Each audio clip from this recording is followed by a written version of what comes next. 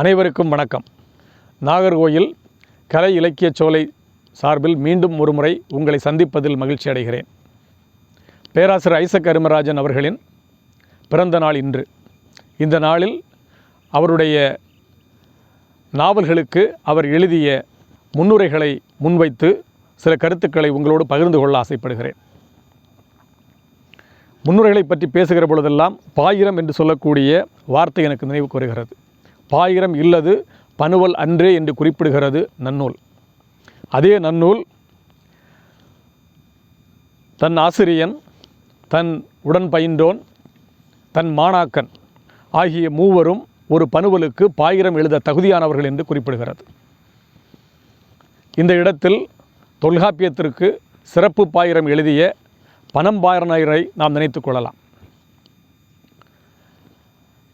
இந்த மூன்று நிலைகளில், அதாவது ஆசிரியன், மாணவன், உடன் பயின்றோன் என்று சொல்லக்கூடிய மூன்று நிலைகளில் ஜெயகாந்தன் தன்னுடைய முன்னுரைகளை எழுதியிருப்பதாக டாக்டர் திருமலை அவர்கள் ஜெயகாந்தன் முன்னுரைகள் என்று சொல்லக்கூடிய தன்னுடைய கட்டுரையில் குறிப்பிட்டிருப்பதை உங்களுக்கு சுட்டிக்காட்ட ஆசைப்படுகிறேன். ஒரு நாவலுக்கு முன்னுரை எழுதப்படுகிற பொழுது அந்த நாவலாசிரியன் எதையெல்லாம் கருத்தில் கொள்கிறான் என்பதை நாம் நினைத்து பார்க்க வேண்டியிருக்கிறது. அதாவது இந்த நாவல் எதற்காக எழுதப்பட்டது, எந்த சூழலில் எழுதப்பட்டது ஆகியவற்றை கருத்தில் கொண்டு பெரும்பாலும் முன்னுரைகள் எழுதப்படுகின்றன. ஜெயகாந்தன் அவர்கள் தன்னுடைய நாவல்களுக்கு மிக அழகான ஆழமான முன்னுரைகள் எழுதும் பழக்கமுடையவர். அதுபோலவே பேராசிரியர் ஐசக் அருமராஜன் அவர்களும் தன்னுடைய நாவல்களுக்கு தானே முன்னுரை எழுதக்கூடியவர். அவருடைய கீறல்கள் தொடங்கி காரணங்களுக்கு அப்பால் வரையிலான நாவல்களுக்கு அவரே முன்னுரைகள் எழுதியிருக்கிறார். கல்லறைகள் நாவலுக்கு மட்டும் அவர் முன்னுரை எழுதவில்லை. ஆக அவருடைய முன்னுரைகளை எல்லாம் படிக்கிற பொழுது வெளிப்படுகிற விஷயங்களை வைத்து அவருடைய படைப்பு இயக்கத்தை நாம் மிக எளிதாக கண்டடைய முடிகிறது. பொதுவாக என்னுடைய எழுத்துக்கள் ஜனரஞ்சக எழுத்துக்கள் அல்ல. என்னுடைய எழுத்துக்கள் சமுதாயத்தில் இருக்கக்கூடிய மக்களுடைய அவலங்களை, மக்களுடைய பிரச்சனைகளை பேசுகிற எழுத்துக்கள் என்கிற நிலைப்பாட்டை அவர் எடுக்கிறார். இன்னும் வெளிப்படையாக பேசுவதானால் கவர்ச்சிகரமாக எழுதி அல்லது ஆபாசமாக எழுதி வியாபாரத்தை பெருக்க வேண்டிய அவசியம் எனக்கு இல்லை, அல்லது இப்படி கவர்ச்சிகரமாக எழுதுகிறவர்கள் மத்தியில் வியாபாரம் செய்ய முடியவில்லை என்கிற நிலையில் கூட அவருடைய முன்னுரைகள் கருத்துக்கள் வெளிப்படுவதை நான் பார்க்கிறேன். இந்த சூழலில் கீறல்களுக்கு அவர் எழுதிய முன்னுரை எடுத்து படித்தோமே ஆனால் பேசுகிறேன் என்ற ஒரு தலைப்பில் அவர் முன்னுரை எழுதியிருக்கிறார். பொதுவாக அவருடைய நாவல்களுக்கு முன்னுரை எழுதுகிற பொழுது முன்னுரை என்று அவர் எழுதுவதை அதிகமாக பழக்கமாக கொள்ளவில்லை என்று தோன்றுகிறது. ஒரு இடத்தில் பேசுகிறேன் என்று சொல்கிறார், ஒரு இடத்தில் முகப்பு என்று சொல்கிறார், ஒரு இடத்தில் வாயில் என்கிற வார்த்தையை பயன்படுத்துகிறார், இன்னொரு இடத்தில் இது ஒரு முடங்கல் என்று சொல்கிறார். ஏறத்தாழ ஆழ்ந்து பார்த்தோமேயானால் முன்னுரைகளை ஏறத்தாழ வேகத்தடை போல அவர் பயன்படுத்துவதாக தோன்றுகிறது. அதாவது நாவலை வாசிப்பதற்கு முன்னால் நின்று நிதானித்து ஒரு வாசகர் பயணிக்க வேண்டும் என்று அவர் விரும்புகிறார். நான் ஏற்கனவே குறிப்பிட்டது போல அவருடைய படைப்பு இயக்கத்தை அறிந்து கொள்ள அவருடைய நாவலுடைய முன்னுரைகள் நமக்கு பயன்படுகின்றன. கீறலுடைய முன்னுரையில் கீறல்கள் மனைமலர் என்று சொல்லக்கூடிய இதழில் தொடராக வெளிவந்தது. நான் சொல்லக்கூடிய குறிப்புகள் எல்லாம் அவருடைய முன்னுரையில் இடம்பெறுகிறது. மனைமலர் ஒரு நாவலை எழுதுமாறு அவரை கேட்க, அவர் ஏற்கனவே தொடங்கிவிட்ட கீறல்கள் நாவலுடைய சில அத்தியாயங்களை மனைமலருக்கு அனுப்பி வைக்கிறார். மனைமலர் வெளிவருகிறது. அவர் சொல்கிறார், இப்பொழுது எனக்கு பேசுவதற்கான இடம் கிடைத்திருக்கிறது, ஆகவே நான் பேச முயல்கிறேன். இந்த இரண்டு வார்த்தைகளும் அவர் பயன்படுத்தியவார்கள். பேசுகிறேன், பேச முயல்கிறேன். எதை பற்றி பேசுகிறார் என்று சொன்னால், கீறல்கள் எதை பற்றி பேசுகிறது, கீறல்கள் படிக்கிற பொழுது ஒரு வாசகன் எதை நினைவில் கொள்ள வேண்டும் என்பதை மையப்படுத்தி அவர் பேசுகிறார். குறிப்பாக சொல்ல வேண்டும் என்று சொன்னால், தேச விடுதலைக்கு பின்னால் இந்தியாவில் தேனும் பாலும் ஓடும் என்று சொல்லக்கூடிய கனவு இந்திய மனங்களில் விதைக்கப்பட்டது. அதற்கு நேர் எதிரான காட்சிகள் நம்முடைய கவனத்திற்கு வந்தன. அதாவது அதற்கு நேர் எதிரான காட்சிகளை பார்க்க வேண்டிய நிர்பந்தத்திற்கு மக்கள் தள்ளப்பட்டார்கள். நம்மளை சுரண்டி பிழைத்த வெள்ளையர்கள் கூட்டம் வெளியேறி கொள்ளைகளுடைய கையில் இந்தியா அகப்பட்டு கொண்ட பின்னால் வறுமை தாண்டவமாடுவதை நாம் பார்க்கிறோம். வறுமையில் அகப்பட்டு கொண்ட ஒரு குடும்பத்தினுடைய கதைதான் கீறல்கள் என்று அவர் சொல்கிறார். கீறல்களில் நான் கிறிஸ்தவ கம்யூனிசத்தை பரப்புகிறேனா என்கிற கேள்வியும் அவர் எழுப்புகிறார்.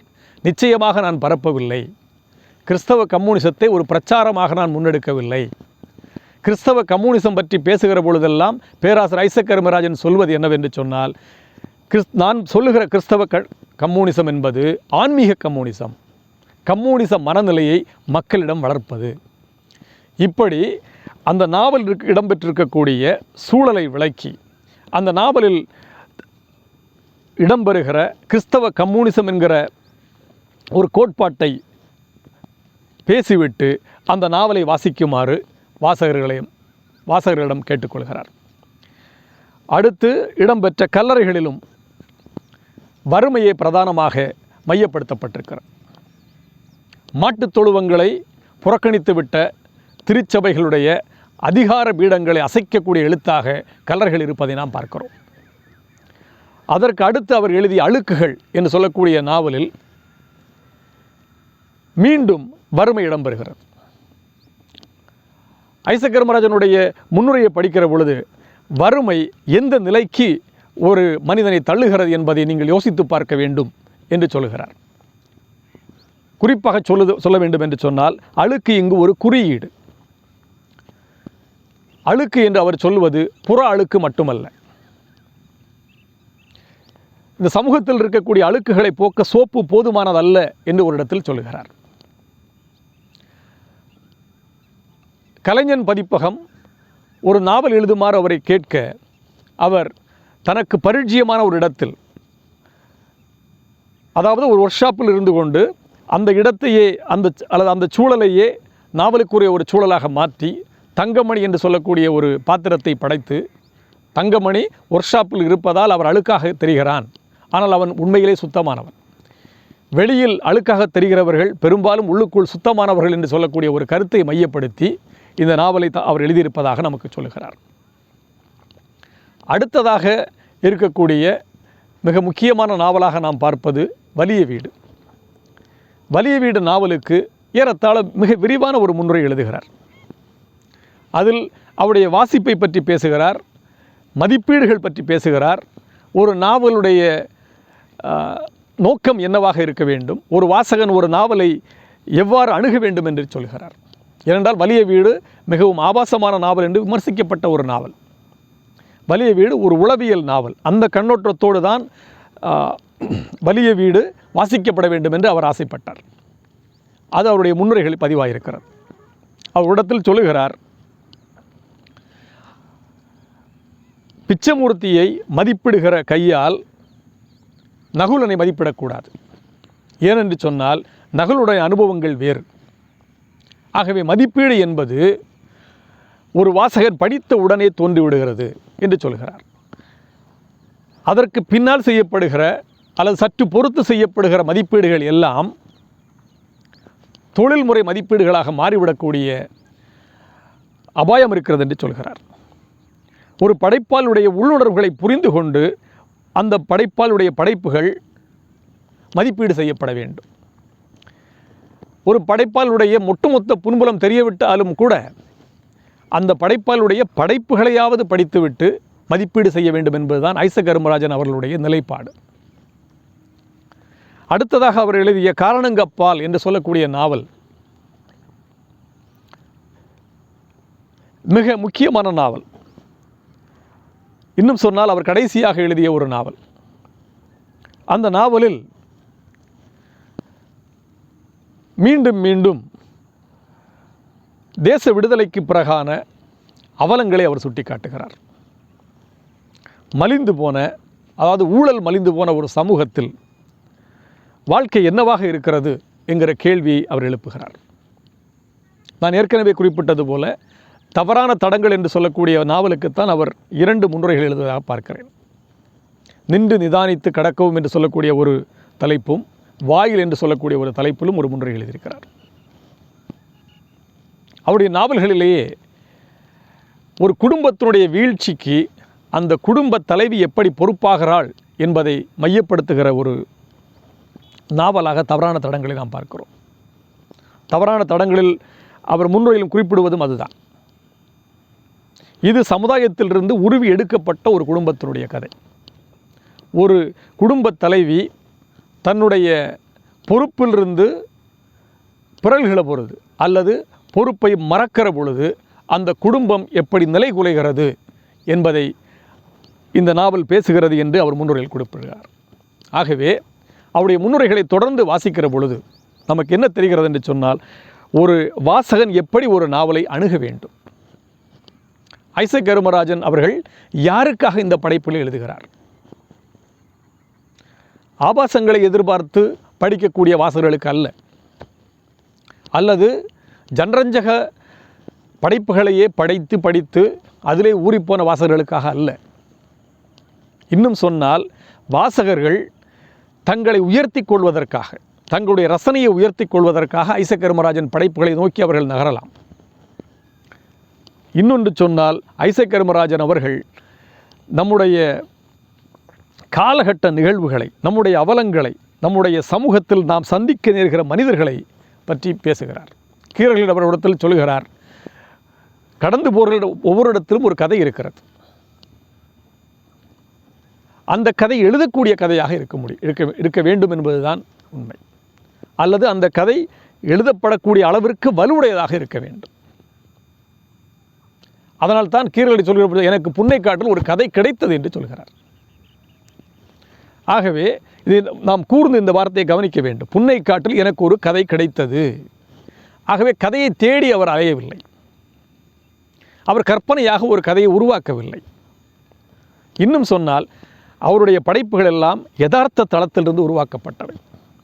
அவருடைய நாவலுடைய சித்தரிப்புகளை பார்த்தாலே நமக்கு தெரியும் அவை எவ்வளவு யதார்த்தமாக அல்லது யதார்த்தத்திற்கு உண்மையாக இருக்கிறது என்பதை நாம் கண்டுகொள்ள முடியும். ஆகவே அவருடைய முன்னுரைகளை படிக்கிற பொழுது நாம் அவருடைய படைப்பு இயக்கத்தை மிக எளிதாக புரிந்து கொள்ள முடியும். முன்னுரைகளை படித்துவிட்டு அவருடைய நாவல்களை நாம் படிக்கிற பொழுது அந்த நாவல்களை இன்னும் முழுமையாக நம்மால் உள்வாங்கிக் கொள்ள முடியும். ஆகவே தன்னுடைய படைப்பு இயக்கத்தை அல்லது படைப்பியலை, தனக்கும் வாசகர்களுக்குமான ஒரு உறவை, வாசகர்கள் எப்படி ஒரு படைப்பை அணுக வேண்டும் என்கிற ஒரு உபாயத்தை அவர் நமக்கு சொல்லித் தருகிறார் என்று சொல்லிக்கொள்ள வேண்டியிருக்கிறது. ஐசக் தர்மராஜனுடைய படைப்புகளை புரிந்து கொள்வதற்கு அவருடைய முன்னுரைகள் மிகவும் உதவிகரமாக இருக்கும் என்று சொல்லி இந்த காணொளியை உங்களுக்கு கொண்டு சேர்க்க இருக்கக்கூடிய நாகர்கோவில் கலை இலக்கிய சோலையின் ஒருங்கிணைப்பாளர் மரியாதைக்குரிய வழக்கறிஞர் ஜான் பிரான்சிஸ் அவர்களுக்கு நன்றி பாராட்டி விடைபெறுகிறேன். நன்றி, வணக்கம்.